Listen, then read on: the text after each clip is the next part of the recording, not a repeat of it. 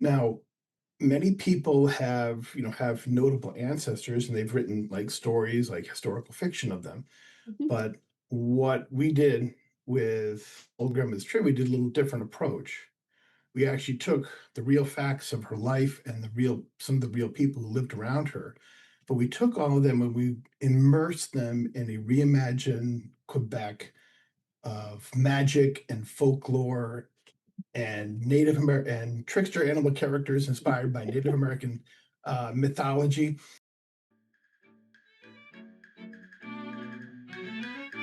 Hello, and welcome to Story Power, a bi monthly podcast I created because I'm an unabashed story lover. Stories have had a huge impact on my life, starting with the family movie night discussions my parents instituted when I was a child. I want to share that love with you. As cognitive scientist Roger C. Shanks says, humans are not ideally set up to understand logic. They are ideally set up to understand stories. I'm making it my mission to not only spread the love of stories, but all the valuable things they teach us about human nature and relationships. We humans are emotional creatures, and stories help us examine our emotions from a comfortable distance. They also help us walk in the shoes of the characters to help us see the world in new ways. It's my hope you gain some valuable insights from my guests.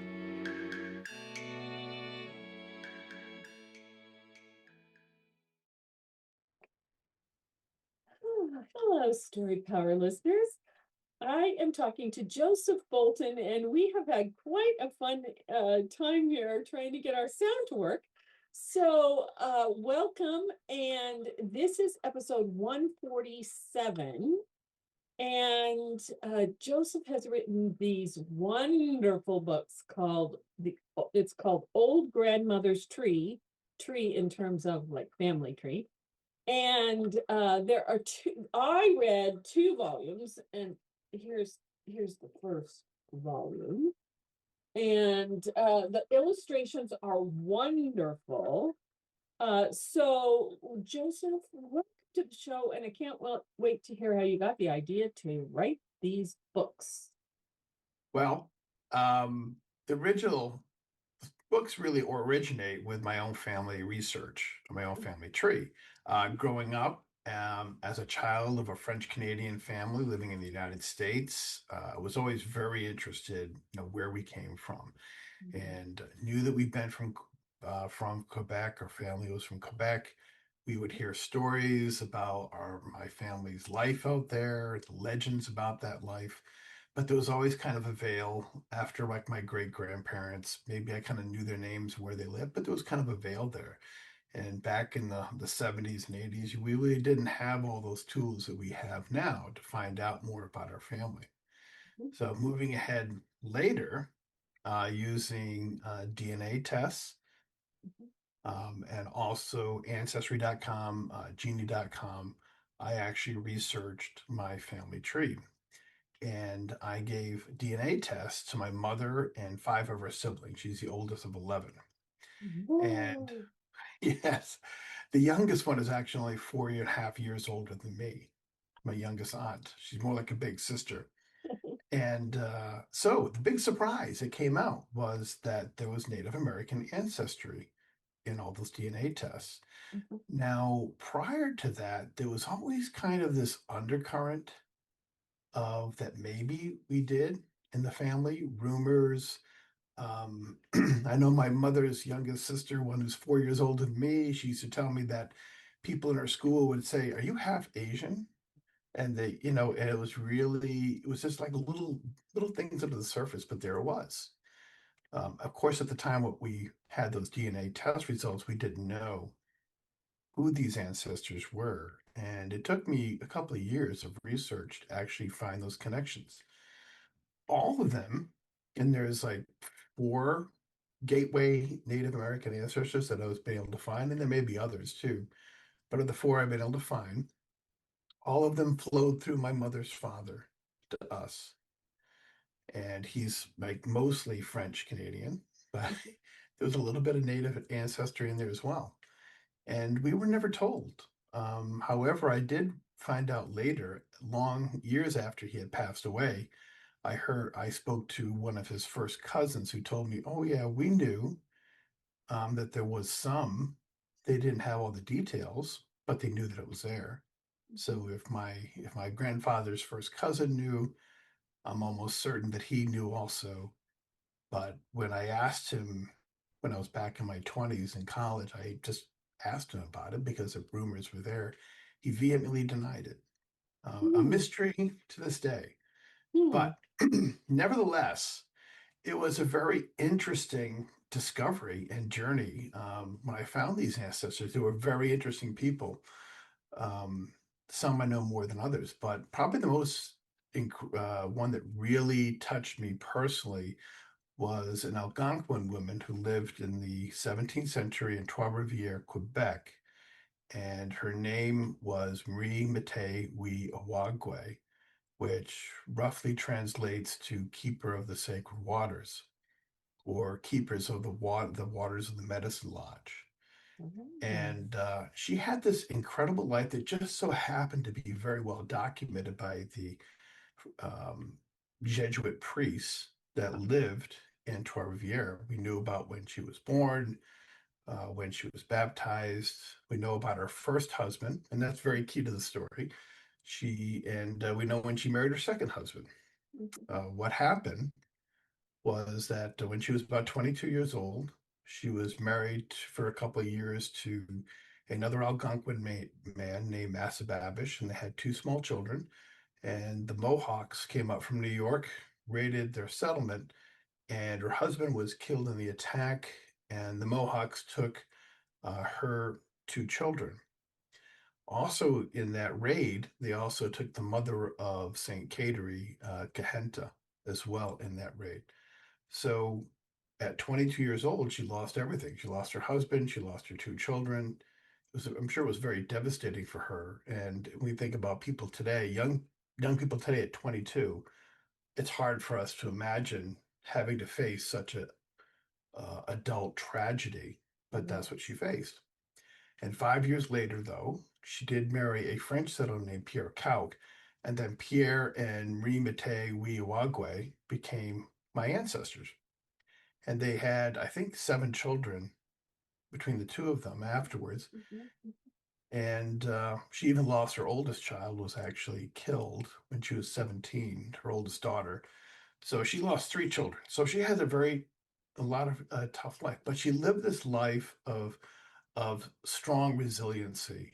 And we know that because when she passed away in 1699, the priest, whose name was Father Elise Cray, in Trois-Rivières, he wrote about her and he said, Marie Mtewiwagwe lived a full life with dignity, respect, and love, a courageous and loving Algonquin woman. And to me, it's like one of the most beautiful but short eulogies that you could read. And I think any of us, if somebody after we died and they stood up and they only said those things, that we lived a full life with dignity, respect, love, and courage, then we would have that's success. And so she had this full life in between those two pivotal moments. And I think it's very remarkable that this priest would take the time to write about her. You remember, it's 1699, the end of the 17th century.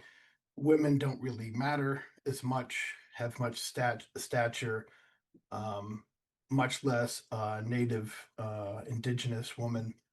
Mhm. So for her to be recognized in this way, she had to really have had the impact and inspire the people around her. So you can see from that, it's like, wow, there's this potential for a good story to tell it. And I felt very inspired by her life, how she was remembered. And I kind of started writing this book, these stories about her, and kind of imagining what it was like. Now, many people have notable ancestors, and they've written like stories, like historical fiction of them. Mhm. But what we did with Old Grandma's Tree, we did a little different approach. We actually took the real facts of her life and some of the real people who lived around her, but we took all of them and we immersed them in a reimagined Quebec of magic and folklore and Native American and trickster animal characters inspired by Native American mythology. So Mhm. it's a mix of fantasy and real story all mixed in together. And we did that because we believe that the language of a folk tale is universal. So if you really Yeah. want to talk about the deeper truths of human existence, it's a very powerful language, storytelling language to use. Yeah. And I was very fortunate to have teamed up with Natasha Pelley Smith, a young woman out of Toronto. And took a couple of years to create this book project because as you looked at it, you can tell you read it, it's fully illustrated. It's almost one illustration per page, full color Nice. illustrations. Yeah. It was very intensive work. It's almost like a graphic novel, but it isn't. Mhm. But it's a lot more illustrated than you may see, book, let's say like Paddington Bear or Winnie the Pooh. You look at those books and they have like one illustration at the beginning of a chapter, and that's it. No, Right. this is something different. I Yeah. think we got 3 books now, all in the book series. So we probably have, I think, about 700 full color illustrations between all 3 books. Oh, yeah. So it's a massive book, and we're working on a fourth one Yeah. right And now. oh, wow. Oh, and I was gonna say, and there are pages that have like panels. So that's like 5 or 6 paintings in a Yes, way, because they're yes. like, well, it's not exactly like a graphic novel because they're not, like this, but they're like, here's one, here's one, here's one. Yeah, Some it's portions, yeah, will remind you of it though. Some yeah. part of it will remind you of a graphic novel. So it's really a hybrid style. It's a very unique Mhm. concept, and it's an unusual concept. I had a bookseller when I explained that whole concept to this bookseller. She said to me, "Well, I hope you enjoy creating it, but I think it's gonna be a failure because nobody's gonna get it." And I'm like, "That doesn't matter. Of course, people are gonna get it." But I think it's just such an unusual method of storytelling, and but her story is just so incredible that it fits that genre, that folklore type retelling of her life. And so that's what we created. And this book it's slowly growing. We've have it in libraries. I have it in my first library in Canada, in Pembroke, Ontario. Oh, cool. It's going to be there this week or the next week or two. It'll be fully cataloged. I have it in New England libraries. It's for sale at the St. Catherine Shrine in Quebec, doing the Mohawk Reservation. Mhm. It's for sale there. It's been sale at other location of the stores. And I've been told by someone who looked at this book up in Pembroke that she asked me, "Well, when is the film coming out?" And I said, "I don't know about any film coming out." And she says, "Oh, but it's coming and it's going to happen sooner than you think." And I really do believe that this book series Yeah. is destined for that because it's ready made for it. Oh, yes. And well, one of the illustrations is behind you, but one of the things I just loved about it, because I kind of like Native American folk tales where Hmm. the animals talk to the humans, and that was one thing that I really liked about it, was we're all one big family and we communicate with each other. Uh, and so it was just delightful to read them. And I'm glad you're writing a third. Or when does the third book come out? The third book is already out. It came out in October, and Oh, it's called The Dance of Creation, or just Dance of Creation. uh-huh, uh-huh. And of course, because I'm very experimental in my concepts, this book is actually the shortest book of the series of the 3, Oh, uh-huh. but it is also a sequel and a prequel all in the same book because it's Oh, this, yes, so it's very interesting. So the framing story is set in Pembroke, Ontario, uh-huh. which is in honor of my friendship with the Algonquins up in Pembroke. but it's set in Pembroke, Ontario, 100 years in our future from now. And in the story, a grandfather, an Algonquin grandfather, is camping with his grandchildren, and he sits around the campfire and he tells them the story of the creation of the world. So that's the main bulk of the story. And in that story, they call the dance of the creation, about how the world came into being, is where you learn about all those trickster animal characters, where they came from. So it's a prequel, so it goes back to the very beginning, but it also is set 100 years in the future. And I chose that date because I wanted to let the readers feel that they're immersed inside the story, that this is not a story that's all happened in the past. You are in the story. The story is around you. It's in the past, it's in the present, because by reading the story, you are part of the story. But also there's parts of it that still have to unfold in time in the future. That's really cool. And the fourth book, if I may, is going to be like the last 2 days before Marie Mate Wiawagwe passes away. And at the end of her life, the last few days, she tells the story of her life to her granddaughter, to include the story of the attack and how she felt immediately after that, and what was the immediate impact on her personally right after the attack. So, I wonder if there's DNA a way to this might be way out of line, or it can't be done, but to find her first two children who were You know, taken. it's kind of hopeful, but they really have disappeared from history. We don't know what happened to them. They could have died en route back to the Mohawk village. We don't know. It's interesting that we do know about Saint Catery's mother, Kahenta. We know that she was taken, and we know that she survived. She married a Mohawk man, and she died shortly after the Saint Catery's younger brother was born. They died of like smallpox, I believe, and her husband and her mother passed away. So we do know about her, but interesting, we don't, and we know about some other French settlers, but those children just disappeared. We don't know what happened to them, and because there hasn't been any like DNA connections within the Mohawk community that I'm aware of, who knows what happened to them? Maybe they never had any children, but Maybe she they never got, knew. yeah, that that happens in so many cultures. I mean, so many situations, with the Holocausts, plural, over the world. Yes.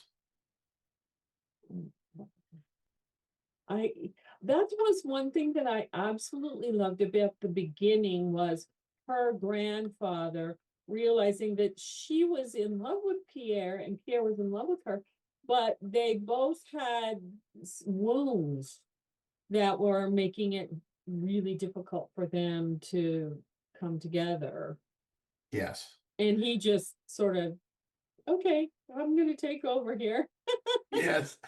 Yes. Yes. I love that story. I loved all the stories, but that one is especially dear to me because the story begins not with Marie Mate Wiawagwe exactly, but it begins with her grandparents talking about her and saying that, realizing that there's this wound here that's not only in her heart, but it's really a wound of the whole village. 5 years, it takes place like 5 years after this attack. People are still very jumpy about it. People are still emotional about it. And you're right. The grandfather, he prays for his granddaughter. He asks for help from the priest. The priest says, I'll do what I can if they decide to marry, but I'm not going to tell them to do that. And he kind of takes things in his own hands. But you're right. What he does, he reaches out to both Pierre and Marie Mate Wiawagwe. He brings them together. He has them acknowledge their feelings for each other. And he also works through a little bit of why they're reluctant.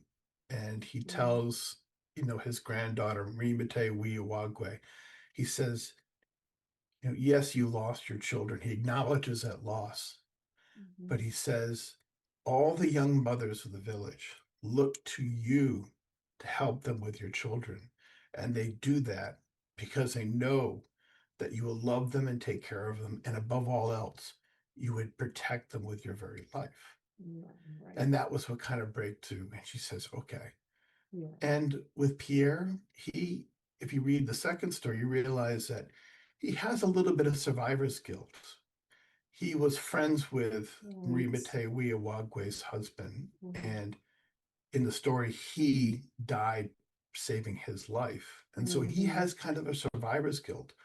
mhm, And that makes him feel a little reluctant. And in the second story, if you read in that he turns to his new wife, Marie Mate Wiawagwe, and says,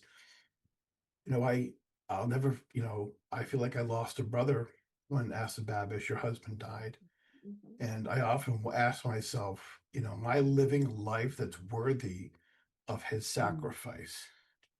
So those are all those powerful emotions. yes. And I can see, and I think we have to recognize at this point, maybe pause and say, even though this is a fully illustrated book, it has a folktale setting. It's Yes. not really a little kid's book. It deals with a very adult issues Right. in that it's in a way that you can read it with your children. I would encourage people to do that. Mhm, mhm. But it really is written from an adult perspective, even though you Right. have trickster animal characters, Right. because we're dealing with those emotions. Yes. I loved that grandfather. Now, was his name really Grandfather Charles, or did you just give him that name? Charles Charles was his baptismal name Oh, when he that was was his baptized in baptism. French. Yeah. So I've kept that name because I'm not really as certain what his native name What was. is needed? Yeah. Okay. Well, I loved it. It was like he was he was a psychologist. He was helping them work out their he everything. is he is interesting is that he has a spiritual nature, but Mhm, he is above all else, I think, a very practical man.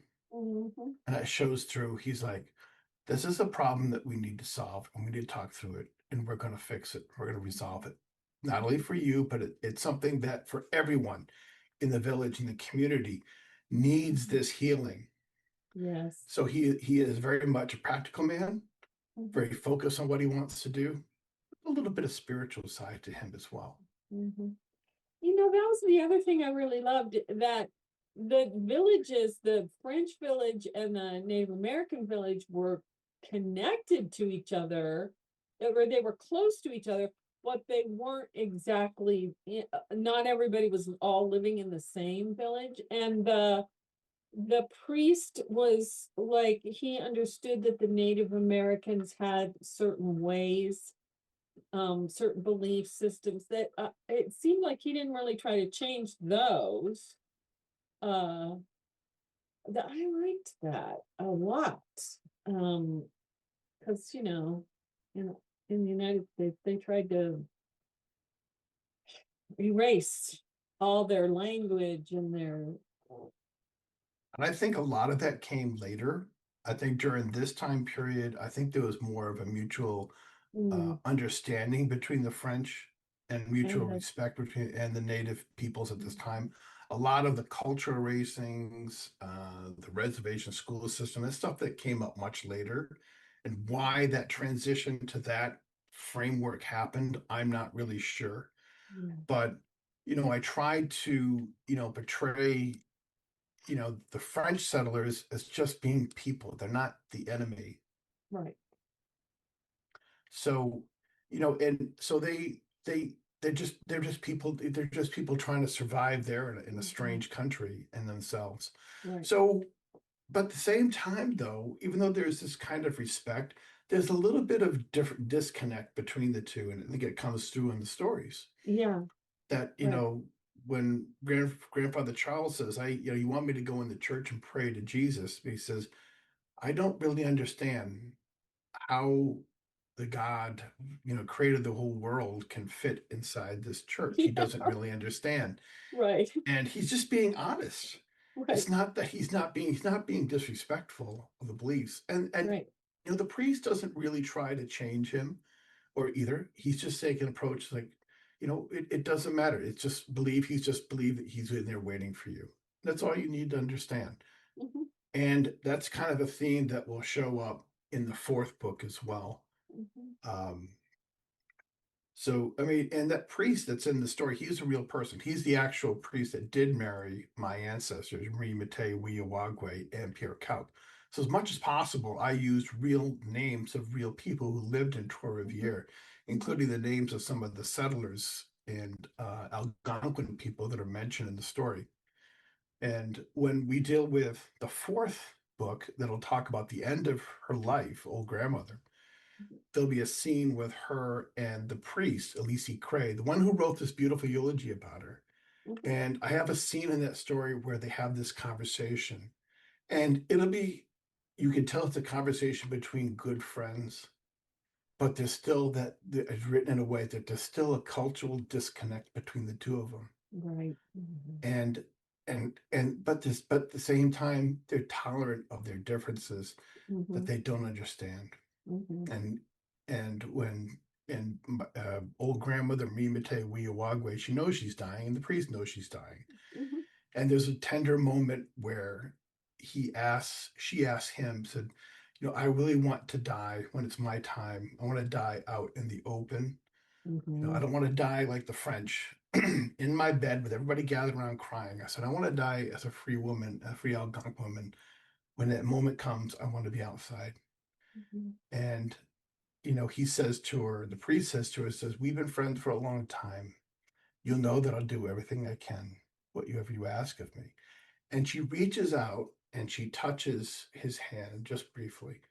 And that shows that there is still a cultural affection between the two groups. But yet at the same Mhm. time, whether you're talking, you realize that they don't see eye to eye on everything. Right. And I'm also in that fourth book. The book is going to begin with Rimete Wiawagwe. She's now living in this Trois-Rivières is almost all French, very few Algonquins left, Oh, but she's okay. still living there. And at that time period, there's still the Algonquins are there, but the French pretty much have taken over. Mhm. But Mhm. she's helping to be a midwife to a birth of a French baby boy. And in the beginning of the story, she's going to hold the boy and bring him outside to present him to the sun. And she's going to sing like an Algonquin lullaby. And she's going to say to her granddaughter that, I'm going to sing for this French boy. And she's going to say, the French don't realize it right now, but we Algonquin grandmothers are also their grandmothers as well. Mhm. And Mhm. someday they will thank us and honor us Mhm. for teaching them how to live in our land. And Right. so that's supposed to be symbolic of almost like the role that the Algonquin people, the native people in Canada, Mhm. gave to the settlers that they did Mhm. to help them survive and become. And now I think it's becoming full circle as we become more Mhm. aware of their contributions. And so that's what that's supposed to be. It's almost like a symbolic, like the Algonquin native people were helping to give birth to a new society. Yes, So that's really. all coming up in the next book. Oh, that's so cool. Yeah, I think you're right. We are coming back together because I used to live in Oregon and Washington, and it wasn't too long ago that the dam on the Klamath River was dismantled. Mm, And that was something that the tribes, yeah, I don't know which tribes they were, there in that area wanted for a long time was to dismantle mm, the dam. And so I just saw something how the area is doing now that the dam is gone, and that's really cool. So and then other organizations are giving land back to the Native Americans, mhm, and I at least in the United States, and I'm like, oh hey, thank you, because I have oracle cards, and one of my favorite ones is the medicine cards with the mhm, animal images and the little stories about them. So the all the trickster animals, I loved them, and I love that in the second book they were talking to the family, one of Yes. my one of my favorite parts is when they go toboggan, they go on the toboggan rides. Oh, yes. And Yes. how do you say their name? Marie? Is that how you say it? Which Mar one? Monier? Uh Meunier, the Meunier Meunier. family. Oh yeah, Yes. okay. Yeah. The mom goes up there and she's like, "What are you guys doing?" She's talking to the animals. And then it's like she gets this oh yeah, I remember when I was a girl going tobogganing and so they Yes. all get on the toboggan and they ride down the hill. I just love that story because they were all laughing when they ran into the rock or whatever it was. The bump at the bottom. Yes. Yeah, the And bump at the bottom, right? yes, and it's actually that's actually the very first story I wrote was that one, and it kind of branched off from there. Mhm. Um, but what really that touches on the theme of the whole book about storytelling and the advantages of stories. When you read the stories, and for though your listeners, these books are a collection of short stories that are interrelated to each other. Right. So, Yeah. but within each story, there are little mini stories that if you're paying attention, you'll catch Mhm. them. And in that story, it's called La Trope de Sabot, which has the farm animals tobogganing down the Yeah. hill. The farm wife reminisces about her child, and she tells a story about when she was a little girl. And Mhm. so these stories have many stories Yes. in there, and it's all about storytelling and sharing stories with each other. Right. Oh yeah, I forgot that was the farm animals. Yeah. The farm animals trying to help by using the tractor. Oh yes, that I that was was like, just that was probably this that was a very much a silly story, but that's where the first story when you start really seeing the Native American trickster animals come in. mhm, And there I had them written in a way that they've been gone for a while, and so they're coming back in contact with human society, and they're totally confused by how people live at that time right, period. yeah.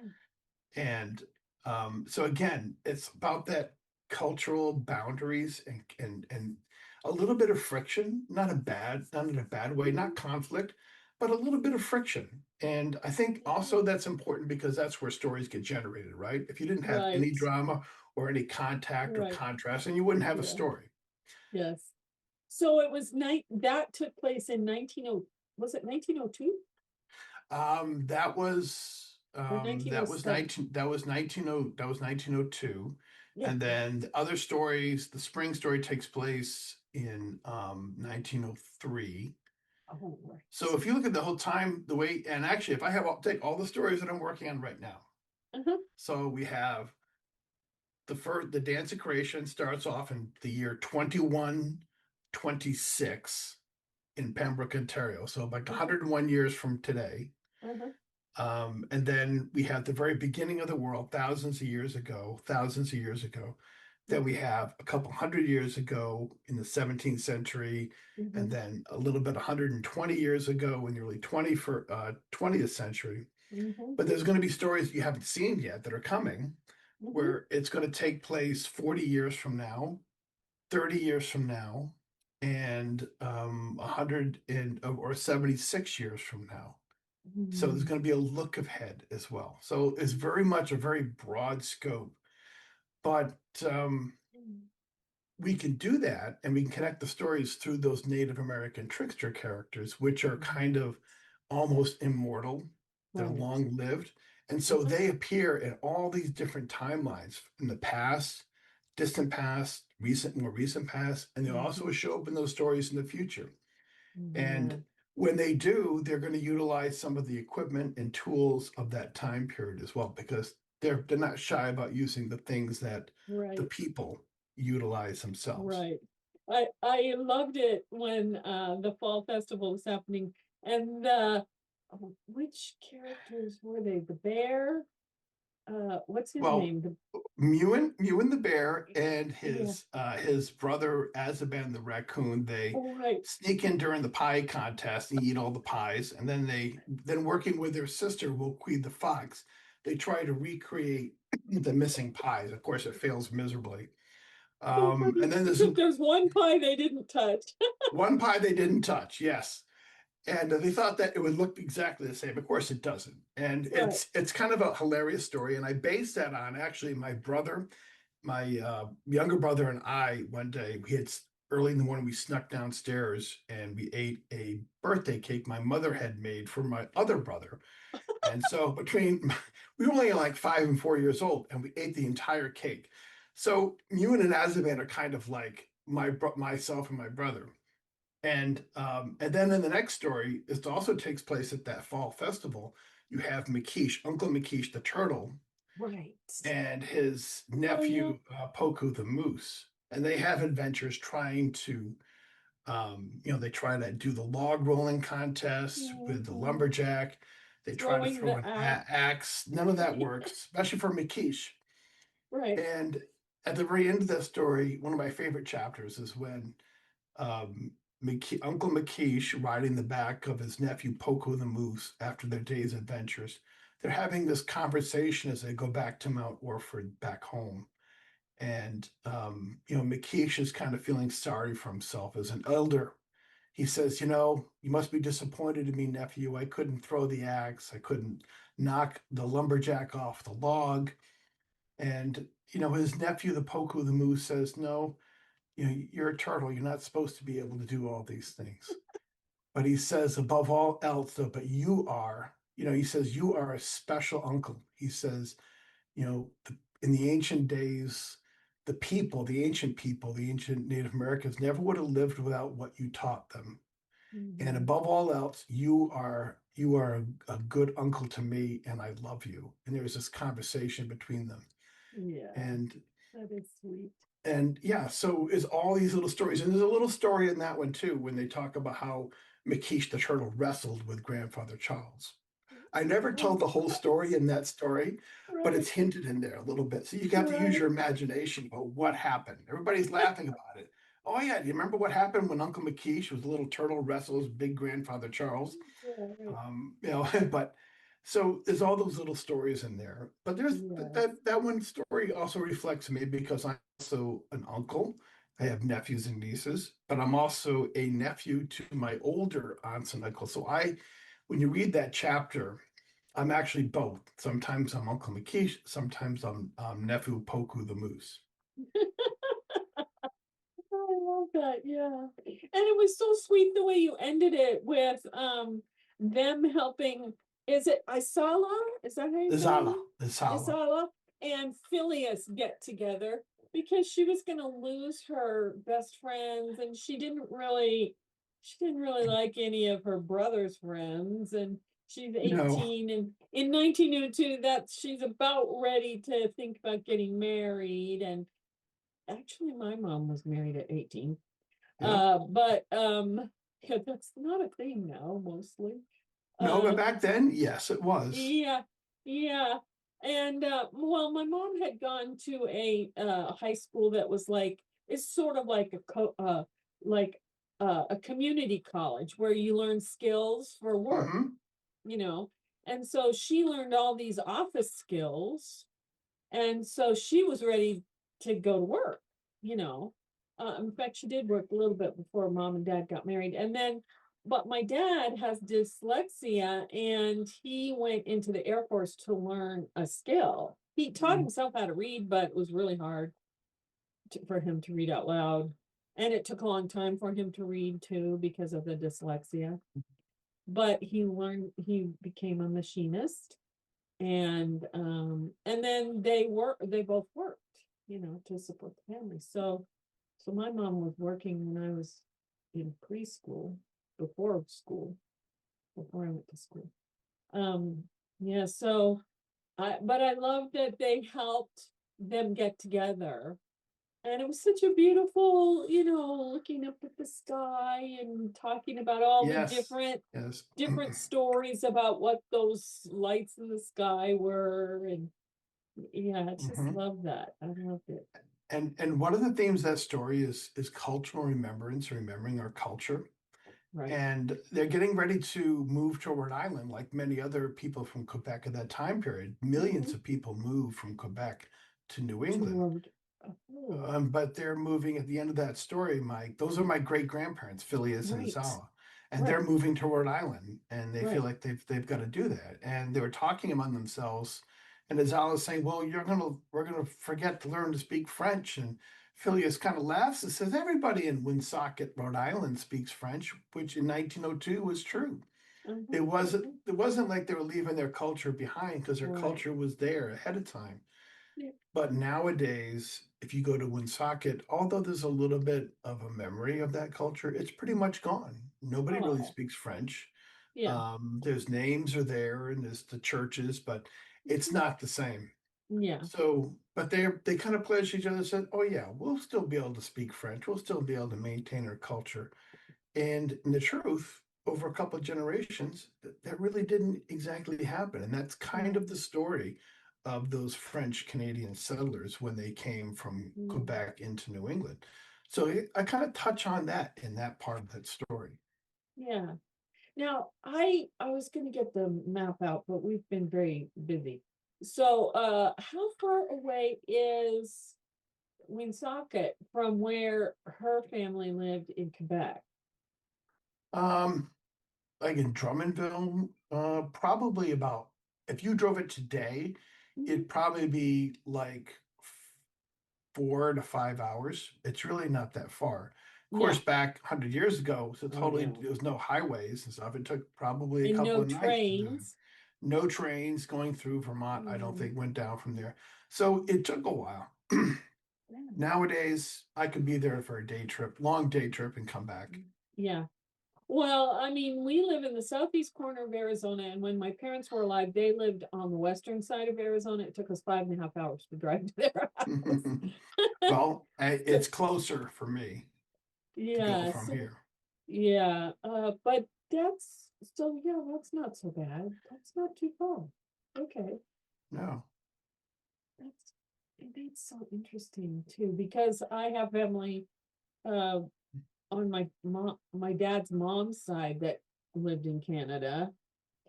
They lived in they lived in Alberta though. And but most of us lived in the most of his family lived in the upper Midwest at first. Uh, right. Uh yeah, so at least on her side, his Hmm. mom's side. Yeah, so but I have ancestors who were on this continent in the 1600s too, so it'd be really fun to go Yes. back and write about them. Yeah, Right. yeah. Except that I don't have all the info. My brother has the info. So.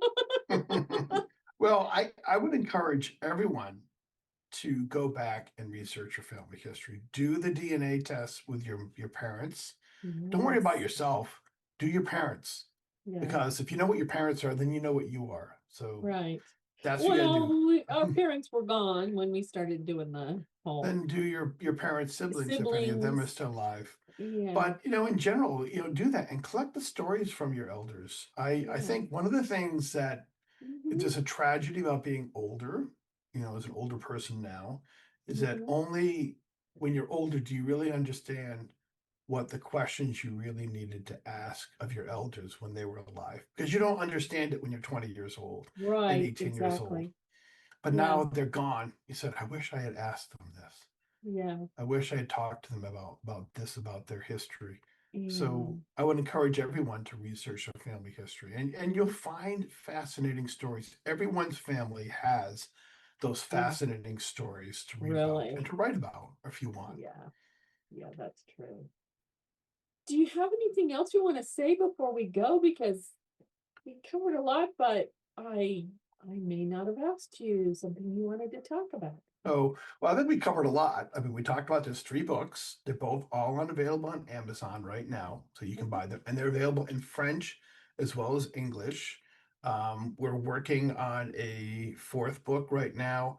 I'm also working on a very short story graphic novel, comic style, Mhm. in Mhm. the set in the same universe. That's being worked on right now as well.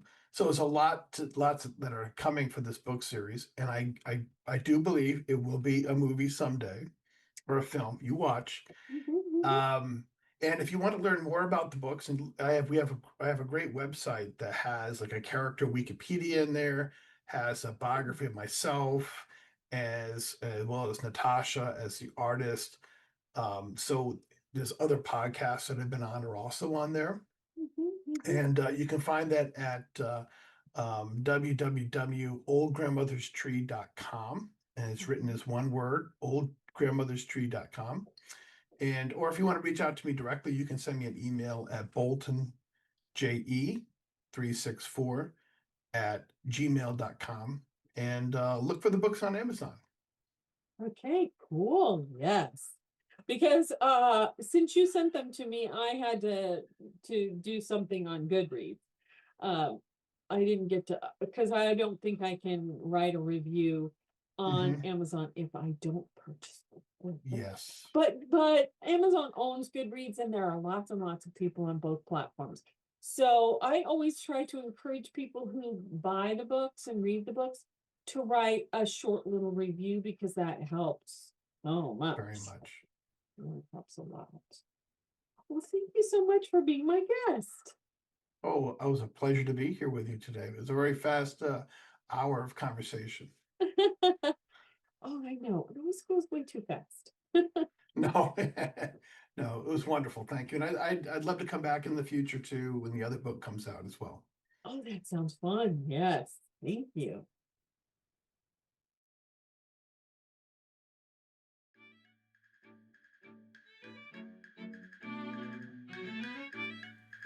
I hope you not only enjoyed this episode, but gained something valuable to take away with you. If you like what you heard, please share it with your friends and give us a rating and or review. If you're a story lover too, I invite you to join my Patreon community at patreon.com/storypower, all one word.